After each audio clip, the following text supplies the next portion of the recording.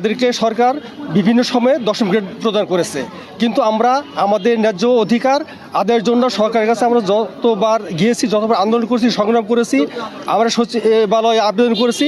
আমাদের সেই আবেদনকে সরকার বিভিন্ন সময় বিভিন্ন কোয়ারি দিয়ে শুধু কালেক্ষেপণ করেছে, শুধু আশ্বাস দিয়ে আমাদের আজ পর্যন্ত এখানে এসে দাঁড়া করেছে।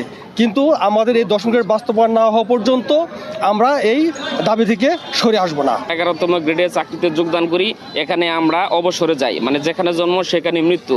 এই দেশে এই বৈষম্যের শিকার কেন থাকবে? আমরা এমন এক জাতি যারা এই সেক্টরে যতগুলো রোগী আসছে এই হাসপাতালে, তাদের যত পরীক্ষা নিরীক্ষা, ওষুধ ব্যবস্থাপনা থেকে শুরু করে সকল কিছু আমরা করে থাকি, অথচ আমাদেরকে এখানে কোনো কুচুক্তি মহল হোক। টানা তৃতীয়বার অর্জন করেছে দেশের সেরা সুপার ব্র্যান্ড স্বীকৃতি বসুন্ধরা টিস্যু। তারপরে বারবার কোয়ারির মাধ্যমে আমাদেরকে 3 দশকের বঞ্চনা থেকে আটকে দেওয়া হয়েছে। আমরা এই বঞ্চনা থেকে অবসান চাই। আমরা চাই অন্তর্বর্তীকালীন